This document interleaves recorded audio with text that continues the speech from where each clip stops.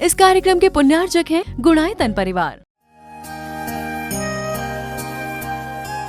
गुणायतन परिवार द्वारा भोपाल में बड़ी सार्थक पहल की गई है, जिसमें बच्चों को संस्कार युक्त और गुणवत्तापूर्ण शिक्षा देने का मौका मिल रहा है। ये बच्चों की व्यवस्था की गई है, जिसमें 6वीं 7वीं के बच्चे इस साल लिए जाएंगे और 11वीं 12वीं और सीए फाउंडेशन के बच्चों को यहाँ रखा जाएगा।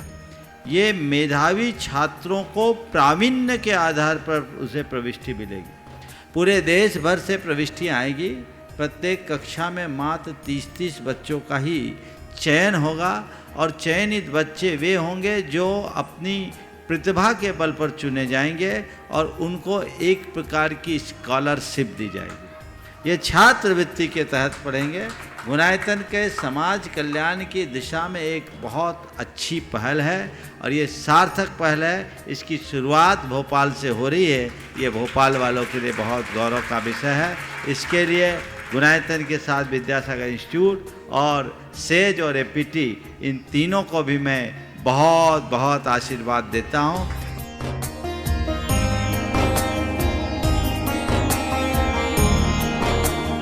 एक आदर्श और व्यवस्थित दिनचर्या का लक्ष्य प्राप्ति में बहुत बड़ा योगदान होता है।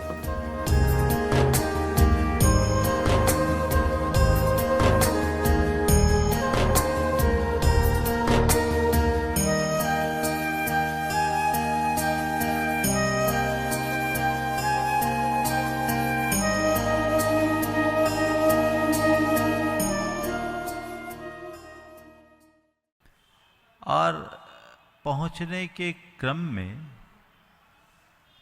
रास्ते में आने वाली कठिनाइयों का भी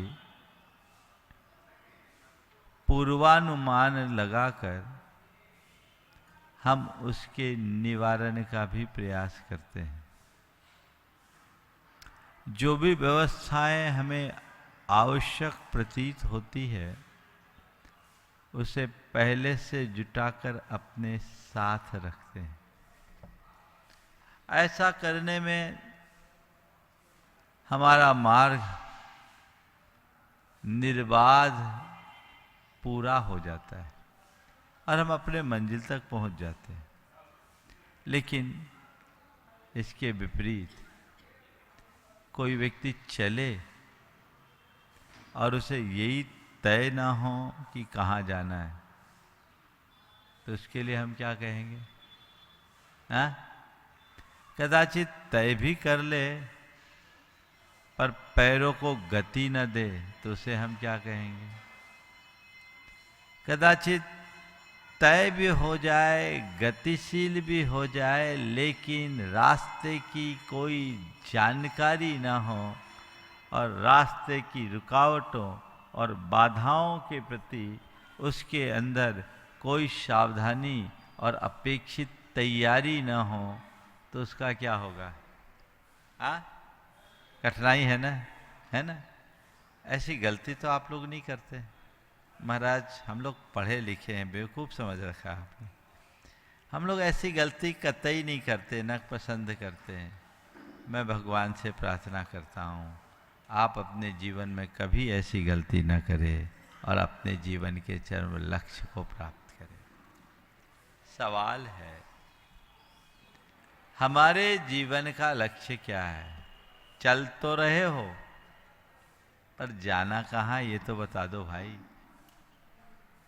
कहाँ जाना है? हाँ? आचार्य कुंद ने इस विषय में हम सबको मार्गदर्शन देते हुए कहा, मग्गो मग्ग फलोत्ति द्विहम जिन शासने समखादम, मग्गो मुख हुआ वो तस् फलम होई निब्बानम। भगवान ने अपनी वाणी में दो ही बात कही, एक मार्ग की और दूसरे मार्ग के फल की। मार्ग क्या है? जो मोक्ष का उपाय है, और मार्ग का फल क्या है? मोक्ष है, निर्वाण। अब थोड़ा विचार करो, मार्ग तुम्हारे पास है तब मार्ग का फल होगा। तो मार्ग तो मंजिल से जुड़ता है, पहले मंजिल तय करो तब मार्ग हो। बातें हम लोग मोक्ष की करते हैं, तैयारी बिल्कुल नहीं दिखती। बोलो, है तैयारी? अभी अचानक ऐसा प्रस्ताव आ जाए कि इस समय एक स्पेशल वैकेंसी निकली है मोक्ष के लिए, एक सीट है और तुम्हारा नंबर है, बोलो जितेंद्र क्या करोगे? हाँ, घरवाली को फोन नहीं करोगे? हाँ,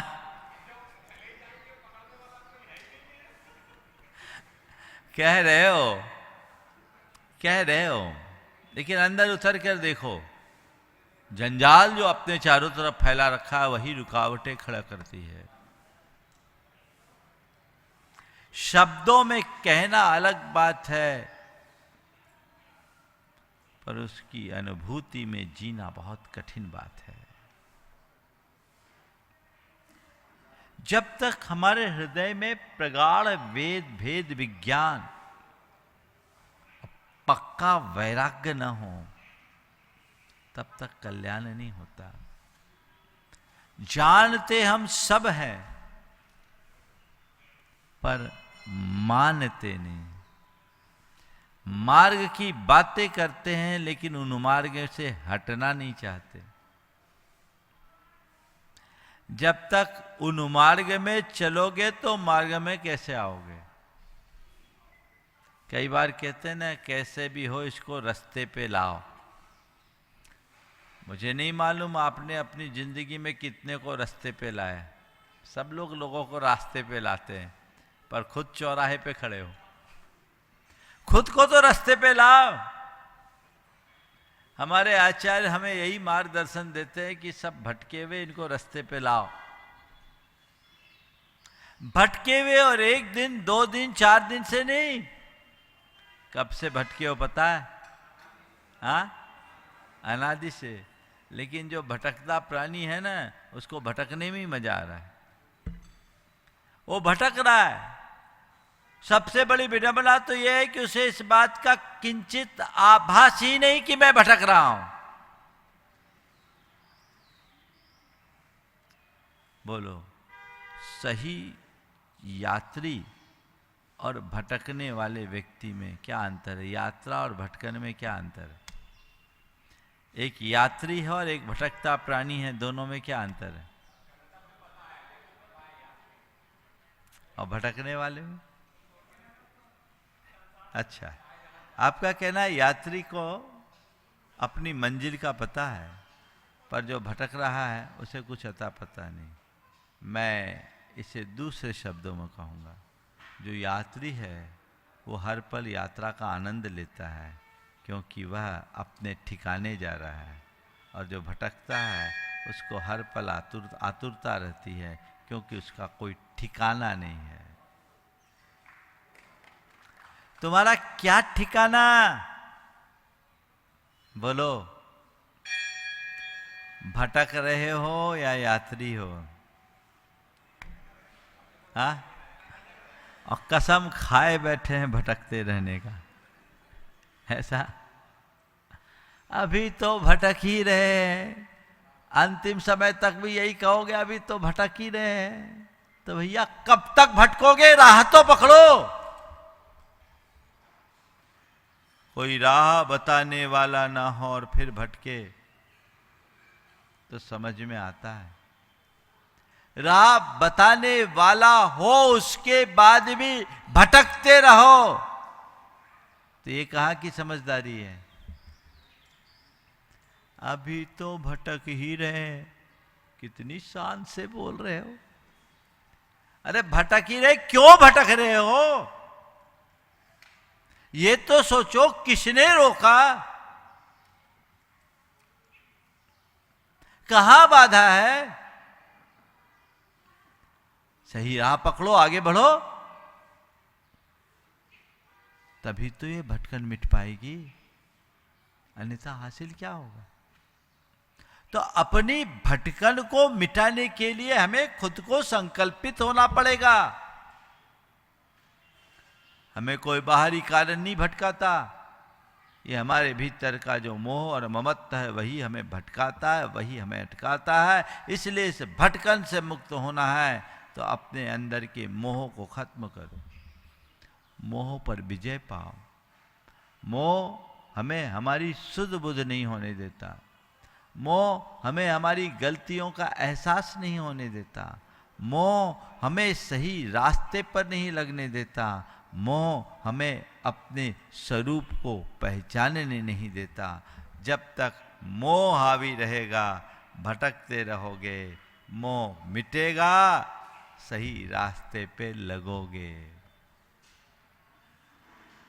तो क्या करना है? क्या करना है? मोह मिटाना है और सही रास्ते पर चलना है। कब से? एक बार हमने पूछा कब से, कहा मरने के बाद। मरने के बाद, अभी नहीं। कब तक ऐसा होगा? ये भटकाव कब मिटेगा? ये कोशिश हमारी अपनी होनी चाहिए, उसके लिए वैसा पुरुषार्थ और उद्यम होना चाहिए। बौद्धिक स्तर पर फिर भी लोग स्वीकार लेते हैं कि हम भटक रहे हैं, हार्दिक स्तर पर कहां समझ पाते हो? पढ़ लिया, सुन लिया, हम संसार में भटक रहे, वो यहां का जवाब है, ये गूगल का जवाब है।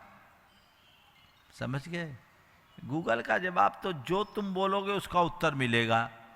आजकल तो कुछ ऐसे चीजें तैयार हो गई कि जो चाहा, हाँ बहुत सारे हैं, तो जो चाहो निकल जाएगा। उससे तुम सही बोलो तो सही, गलत बोल दो गलत, वो उसी को उलट पलट करता रहेगा, क्योंकि ये काम मशीन का है। मशीन के स्तर पर, यानी बुद्धि से जो होता है वो मशीनी जैसा होता है, पर हृदय से जो होता है वो चेतना से जुड़ा होता है, सचेतन होता है। अपनी चेतना को जगाओ, इसे अपने हृदय की पुकार बनाओ। इसके लिए दो चीजों की जरूरत है, ज्ञान और वैराग्य। क्या है? ज्ञान और वैराग्य। हमें भटकाने वाले दो कारक हैं। मोह सामान्य रूप से कहे, इसे और डिटेल करे तो विषय और कषाय। पांच इंद्रिय के विषय और कषाय हमें उलझाते हैं, उनसे बाहर नहीं आने देते। इनको खत्म करना है। कैसे करोगे? कषायों के शमन के लिए ज्ञान है और विषयों से विरक्ति के लिए, मुक्ति के लिए वैराग्य है। ज्ञान समाधान देता है, कषाय से इसका शमन होता है। स्वरूप बोध कषायों के शमन का सबल आधार है। देखो, अभी आप बैठे हैं, आपसे कोई व्यक्ति उल्टा सीधा बोल दे, गुस्सा करोगे क्या इस समय? क्यों? अरे महाराज बैठे हैं, मैं महाराज के इतने निकट, मैं महाराज का इतना बड़ा भक्त, महाराज का मुझ पर इतना स्नेह और कृपा बरसती है, यहाँ गुस्सा करेंगे? ये ठीक नहीं है। यहाँ गुस्सा मेरे अनुकूल नहीं है। ये क्यों आया? क्योंकि यहाँ स्वरूप का बोध है ना? दुकान में बैठे हो, ग्राहक है, उठपटांग बोल रहा है, गुस्सा करते हो? क्यों? ये ग्राहक है, इससे गुस्सा करेंगे तो धंधा चौपट हो जाएगा। वो ग्राहक है और मैं दुकानदार। दुकानदार का काम है अपने आचरण और व्यवहार से ग्राहक को पटा के रखे। क्या करे? ग्राहक को पटाते ही हो ना आप। तो गुस्से में पटाते हो या मुस्कुरा के पटाते हो? तो मैं एक दुकानदार हूं, मुझे अपने व्यवहार को संयत रखना मेरी जिम्मेदारी है। स्वरूप बोध है ना। तो मैं शुद्ध चैतन्य आत्मा हूं, ज्ञाता दृष्टा स्वभाव वाला हूं। क्रोध आदि विकार है, वो मेरे स्वभाव नहीं है। ये मेरी चेतना को मलिन बनाने वाले हैं, ये मेरी छवि खराब करने वाले हैं। अपनी छवि का ख्याल रखते हो ना आप लोग, हमारी छवि खराब ना हो जाए, हमारी रेपुटेशन खराब ना हो जाए, तो ये क्रोधादि हमारी छवि को खराब करने वाले हैं। जिस दिन ये आत्मज्ञान प्रकट हो जाएगा, कषायों का अपने आप शमन होना शुरू हो जाएगा। अंतर ज्ञान से कषाय शांत होती है। बात समझ में आ रही? तो कषायों के शमन के लिए ज्ञान और विषयों से बचने के लिए वैराग। वैराग का मतलब चीजों को छोड़ना नहीं, वैराग का मतलब है दृष्टि को बदल देना, उनसे दूर हट जाना।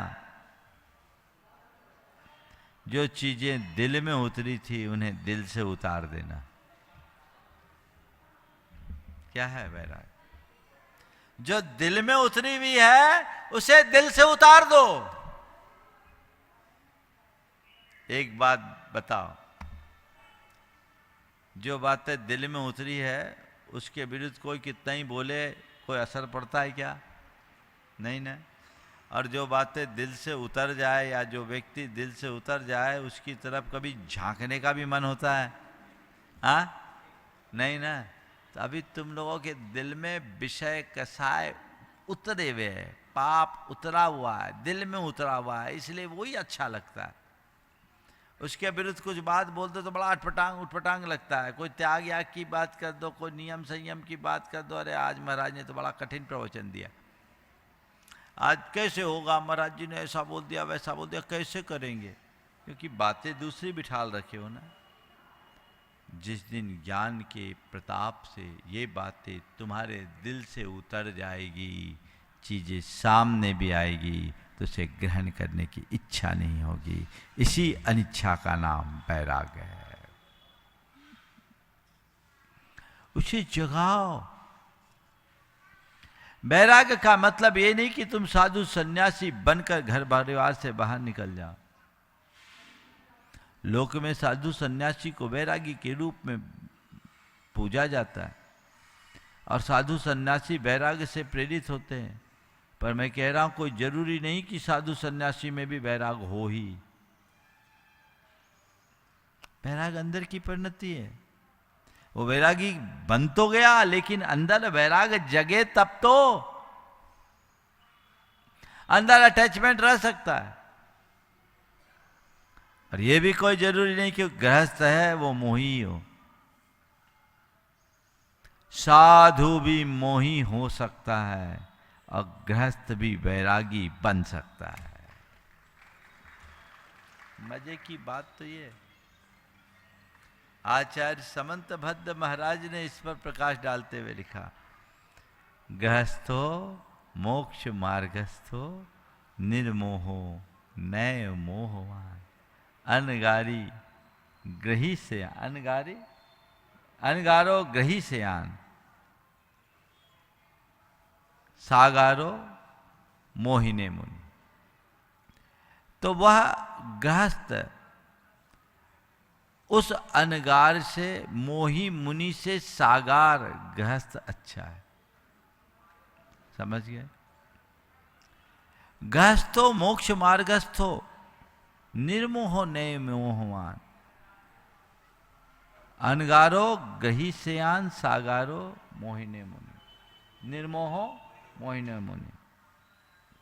कि एक गृहस्थ अच्छा है मोही मुनि से, और मोही मुनि एक बैरागी ग्रह से नीचा है। बहुत गहरी बात है। तो वैराग अंदर की चीज है, इसे जगाइए और अपने मार्ग को पकड़ने का भाव प्रकट कीजिए। नहीं, अब मुझे दिशा बदलनी है। अभी तक दृष्टि नहीं मिली थी, मैं भटक रहा था, चलेगा। दृष्टि पा जाने के बाद भी दिशा ना बदलो तो क्या होगा? बोलो, तुम लोगों को दृष्टि मिली कि नहीं मिली ये बताओ।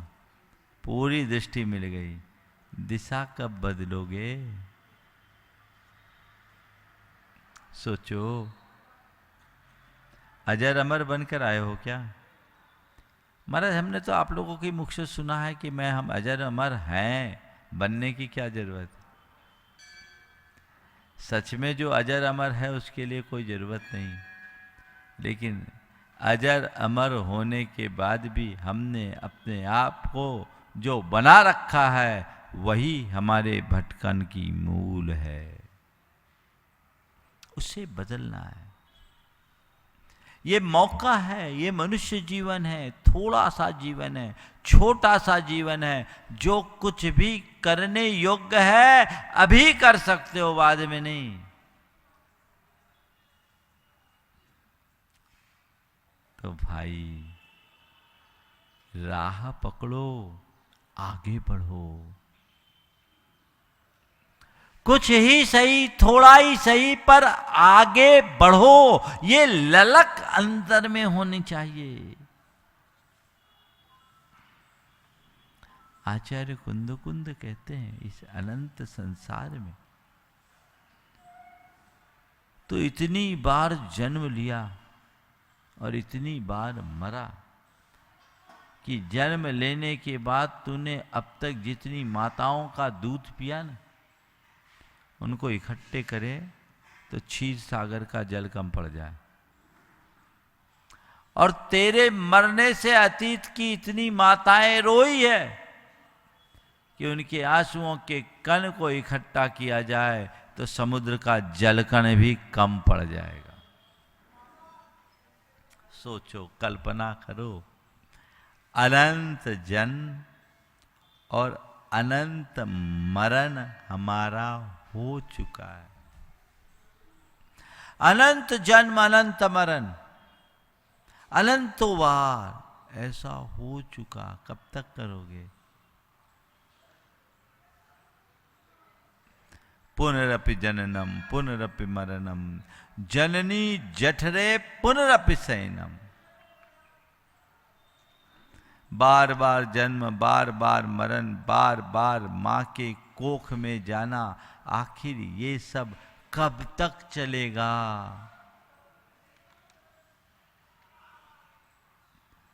ये जीवन भी देखो, अंगम गलितम पलितम मुंडम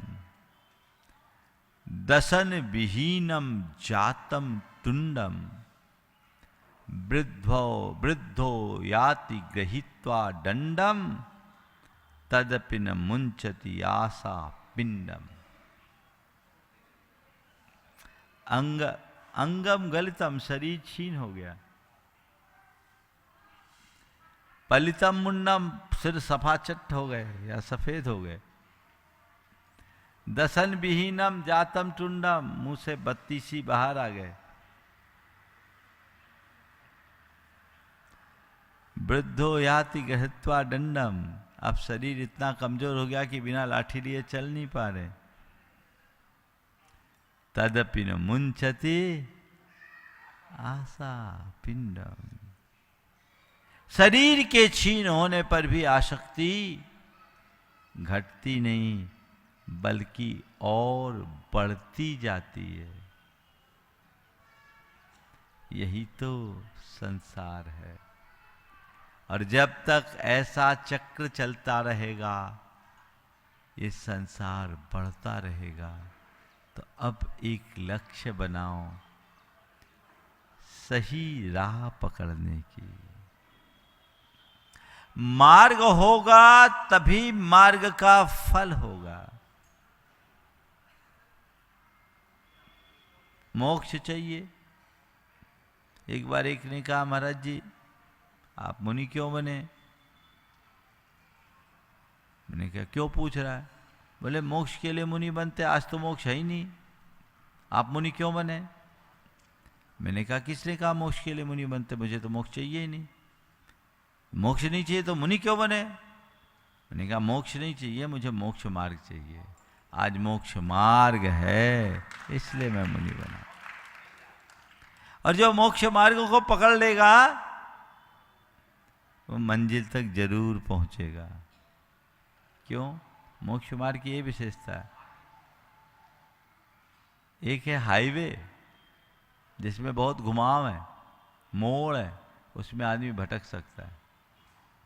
लेकिन एक रेलवे के ट्रैक है जो सीधी चलती, वहाँ कहीं भटकाव नहीं, वहाँ कोई टर्निंग नहीं, सीधे जाना है ना। बस उसमें गाड़ी ट्रेन लेट हो सकती है, भटकती नहीं। मोक्ष मार्ग तुम्हारे हाईवे जैसा नहीं, मोक्ष मार्ग रेलवे का ट्रैक है। इसमें गाड़ी कदाचित लेट हो जाए चलेगी, लेकिन जब तक गाड़ी पटरी पर है भटक नहीं सकती, अटक नहीं सकती। ये इसकी विशेषता है। तो मार्ग तो पकड़ लो, चलो, चाहे दुरंतो राजधानी की स्पीड में हो या शटल की स्पीड में, है ना। शटल पैसेंजर चलती है आजकल, नहीं चलती? चलती नहीं, वो तो चलेगी, सब जगह चलेगी। कोई भी हो बैठो तो।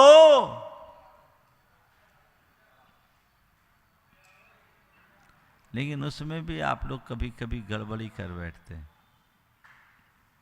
जाना दिल्ली हो और बैठ जाए मुंबई की ट्रेन में, अब क्या होगा? हाँ? एक बार एक व्यक्ति ट्रेन में यात्रा कर रहा था और घुटने पर सर रखकर रोए जा रहा था। बहुत देर से रो रहा था। ट्रेन में ज़्यादा भीड़ भाड़ नहीं थी, कंपार्टमेंट खाली था। सामने की सीट में एक बूढ़ी अम्मा बैठी थी। उससे इसका रोना नहीं देखा गया। उसने प्यार से पुचकार करके पूछा कि बेटा क्या बात है, तू रो क्यों रहा? उधर से कोई जवाब नहीं।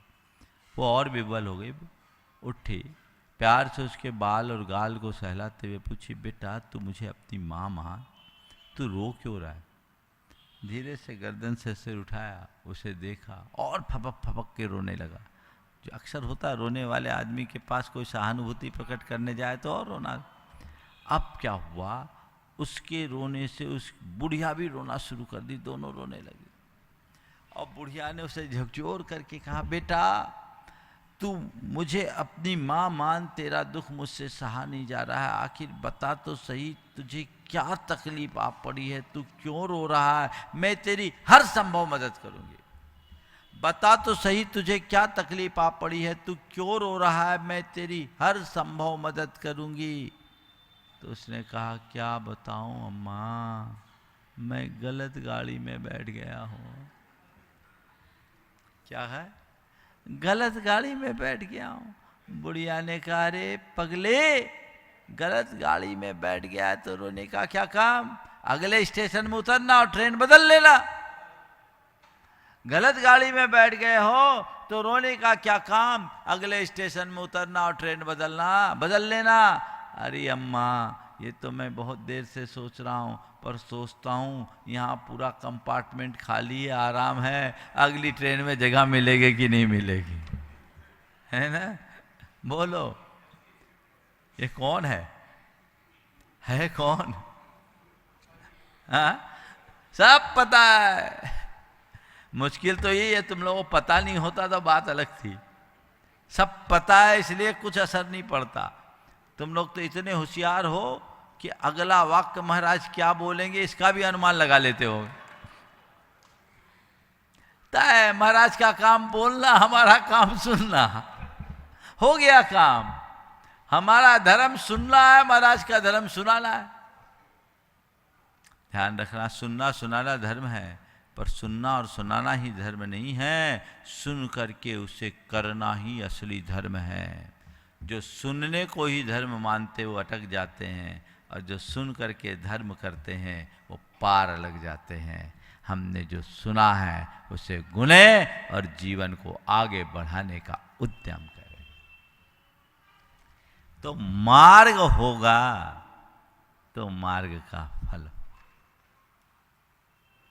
मार्ग है ना, चलो। भगवान ने कौन सा मार्ग दिया? रत्नत्रय का मार्ग दिया। दर्शन ज्ञान चरित्र को अपनाओ, ये मार्ग है। अब इस मार्ग में चल पाओ तो कोई बात नहीं, साधु धर्म को अंगीकार करने का पहला उपदेश। पर इसमें तुम अपने आप को असमर्थ पाते हो तो चलो श्रावक धर्म का पालन कर लो। राजमार्ग से चल सको अच्छी बात नहीं है, पगडंडी पर तो चलो। चलोगे तभी तो पहुंचोगे, चले नहीं तो पहुंचोगे कैसे? रुको मत, तुम जहां हो सुरक्षित नहीं है। आगे बढ़ो, चलो, पार लगाओ, यहां से हटो।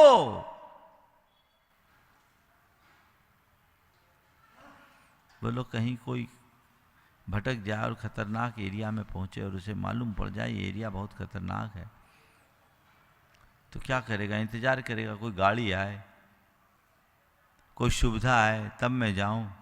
क्या करेगा? जो रास्ता मिल जाए पकड़कर पहले तो यहां से हटो, यही प्रायोरिटी है ना। क्यों?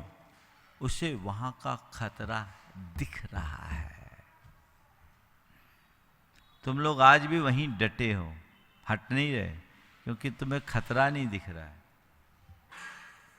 और यही मोह है जो जीवन की वास्तविकताओं से दूर रखे, जो हकीकत को समझने न दे, जो सत्य को स्वीकारने न दे, जो बाहर के जंजाल में ही उलझाए रखे, उसका नाम है मोह। डटे हो, डटे रहो। अटैक तो चौतरफा हो रहा है ना, दुख को कौन भोग रहा है? पर जान बूझ कर अंध बने हैं, आंखन बांधी पाटी, जिया जग धोखे की टाटी। जानबूझकर अंग बन गए, आंख में पट्टी बांधे, ठीक है, क्या हो? बांधे रहो पट्टी, कब तक चलेगा? एक जगह एक कोल्हू चल रहा था, कोल्हू में बैल बंधे थे, बैल बार बार चक्कर काट रहा था, और जो तेली था वो खाट पे आराम से सो रहा था। वहीं से एक वकील गुजरा, देखा ये बैल तो घूम रहा, मालिक सो रहा है। उसका दिमाग थोड़ा चला, उसने उसको तेली को बोला, भाई तुम सो रहे हो और बैल घूम रहे हैं, अगर बैल चलना बंद कर दे तुम्हारा काम अधूरा रहेगा। बोले नहीं, बैल चलते रहेंगे। नहीं, मान लो रुक गए तो? बोले नहीं, रुकेंगे तो हमने इसके गले में घंटी बांध रखी है, ये घंटी बजती रहेगी, हम समझते रहेंगे बैल चल रहे हैं। बोले अच्छा। बोले हाँ, इनको जब उनका इनको ये लगे कि चक्कर काट रहे यहीं तो बोले नहीं, मैंने आंखों में पट्टी लगा रखी है, उनको पता ही नहीं है कि ये चक्कर काट रहे, इन्हें लग रहा आगे बढ़ रहा है। ठीक है, घंटी बजने से आपको पता लगेगा, लेकिन ये तो ऐसा भी हो सकता है कि बैल एक ही जगह खड़े हो जाए और अपनी गर्दन हिलाते रहे, तो घंटी बजते रहेगी। उसने कहा बाबूजी, हमारा बैल है, वकील नहीं जो इतना दिमाग चला है। इतना दिमाग नहीं चलाएगा, वो बैल है, वो अपनी ड्यूटी पूरी कर रहा है ना। तुम लोग भी, मैं बैल बोलूंगा तो बुरा लगेगा, वकील ही हो जो अपनी बात को किसी न किसी तरीके से जस्टिफाई करने में लगे हो। और अपना ही अहित कर रहे हो। अपने इस बाहरी पक्ष को संवार रहे हो और जो भीतरी तत्व है, जो असल मालिक है, उसकी उपेक्षा हो रही, उसे पहचानो। तो मग्गो मोक्ष उवाओ, मोक्ष का उपाय है मार्ग। इसे अंगीकार करे, भूमिका अनुसार कुछ भी हो, थोड़ा भी हो, चले, आखिर थोड़ा भी हो चले, पर चले, रुके नहीं, ठहरे नहीं, आगे बढ़े। गृहस्थ मार्ग भी छोटा नहीं है, बहुत है ना।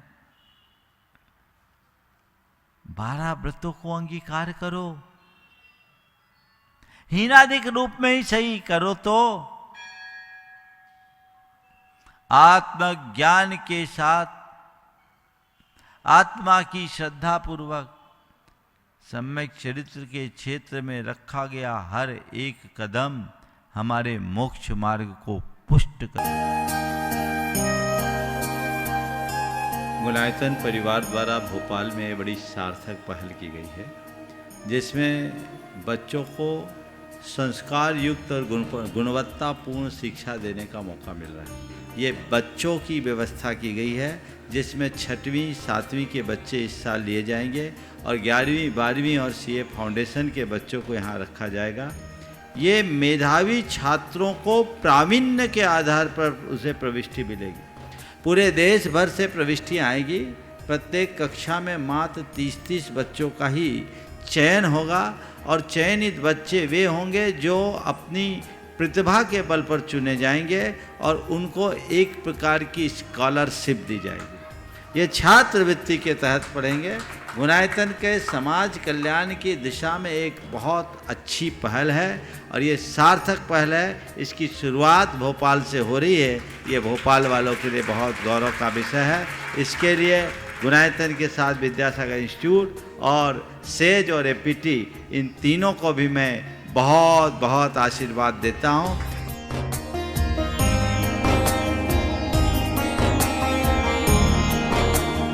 एक आदर्श और व्यवस्थित दिनचर्या का लक्ष्य प्राप्ति में बहुत बड़ा योगदान होता है।